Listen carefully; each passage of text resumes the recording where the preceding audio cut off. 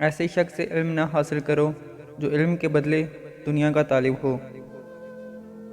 ہر چیز کی ایک عزت ہے، اور دل کی عزت یہ ہے کہ وہ اپنے رب سے راضی ہو۔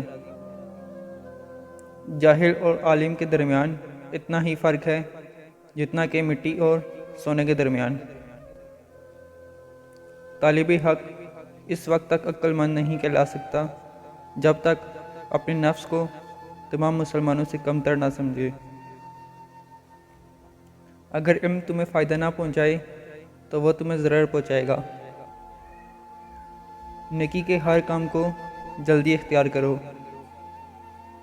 قرآن مجید ایک ایسی کتاب ہے جسے ہم اگلی دنیا کو دیکھ سکتے ہیں۔ مومن کو گناہ یوں نظر آتے ہیں جیسے ایک پہاڑ آہستہ آہستہ نیچے آ رہا ہے جو اسے پیس کر رکھ دے گا۔ معدے کی گرمی سے نجات چاہتے ہو تو کھانے کے بعد دہی کا استعمال کیا کرو۔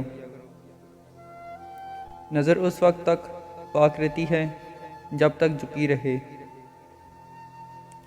دشمن سے ہمیشہ بچو، لیکن دوست سے اس وقت جب وہ تمہاری تعریف کرنے لگے۔